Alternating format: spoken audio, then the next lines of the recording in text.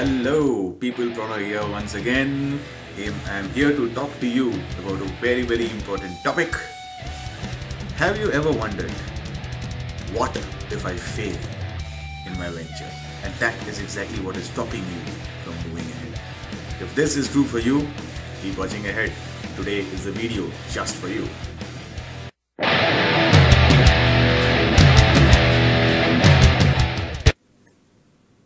अगर नहीं हुआ तो, what if I fail?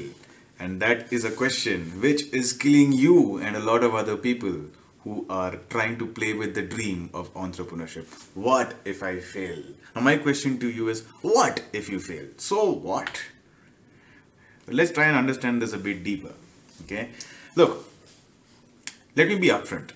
Yes, out of every 100 businesses that start in any industry, less than 10% survive for beyond 5 years. And guess what? If you look ahead, less than 10% of that survive beyond 10 years. So only 1 in 100 companies survive for beyond 10 years. But it's not, but you know the truth. The truth is not about funds, or it's not about the business not working. It's about the inner resilience of the entrepreneur. And I'll share you a story about a very famous product that most of you have played with. Okay, you must have heard of Angry Birds. Yeah, the story of Angry Birds is very interesting. So here's this set of 3 teenagers or 3 young people who have been trying app after app after app. So create an app, market it, create an app, market it, create an app, market it. And guess how many apps they made? They, if I'm not wrong, I think they made close to around 70 apps. And none of them worked. Zero revenue after 70 apps. Zero revenue. And naturally, most of us would give up at 70. Yeah? We have failed. But what happened is, one fine day, one of them stood up and said, look, promise, one last chance. Just one last chance. Okay, we try this one. And if this doesn't work, we'll stop. God promise. And that happened to be Angry Birds. And the rest, as you know, is history. Now, some of you might call it luck, but I call it perseverance and the willingness to fail. Okay, because where is the failure? It's as simple as this. If they had stopped at the 70 apps and not gone beyond that, okay, they would have been labeled as a failure. They would have labeled themselves as a failure. But because they had the guts to go that one more small step ahead, okay, they did not become a failure. So you never know where success is. And let me tell you this, if people are going to tell you you're going to have a smooth time in business, everything will be great, blah, blah, blah, nonsense. No, there will be situations which will question you, which will challenge you, which will push you, which will make you question yourselves. Your strategies will fail because your strategies are designed for today's survival. You're not looking at long term. All these things are gonna happen. Yes. The point is, are you ready to accept that this will happen? Are you ready to be mentally prepared to handle them? Okay. Now, how do you get prepared to handle? First is understand you and the business are 2 separate things. Don't confuse yourself with the business. Get this into your head.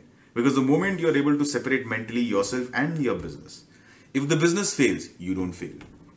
One of the significant problems in your heads, in a lot of our heads, is we confuse ourselves with the business. So keep the business separate from yourself and make the business work. Let it go through the challenges. Number 1. Number 2, keep very realistic expectations out of your business. A lot of us look for instant gratification, and I'll talk about delayed gratification in a subsequent video, but we want results immediately. Please, for heaven's sake, have very practical results. Anything worthwhile that you want to build will take time. It does take time. Yeah? You cannot expect a baby to pop out of the womb and start running from day 2. Right? And at 6 months old, the kid will start running a marathon. Nonsense, that will not happen. There is a natural process of growth. Let that happen. Understand that there is a natural process of growth. So keep very realistic expectations. Once your expectations are realistic, work to make that happen. Keep a margin of tolerance. That okay, even if I'm 20, 25, 30% below this, I'm fine. As long as I have given the effort. Third point is find a mental support system. There are a lot of people who are willing to mentor people like you. A lot of organizations are willing to mentor people like you. Be with people who have failed and built. Be with people who have been successful. A lot of successful entrepreneurs will not share you their failure stories, but trust me, every single one of them has got enough number of failure stories in their lives to talk about. Find people who can mentor you, who can support you with emotional intelligence. That is required a lot in this journey. Without that, an entrepreneurial journey is not going to be easy at all. Number 4, network and learn. Network and learn what? Not how not to make mistakes. Network and learn how not to make mistakes that others have made.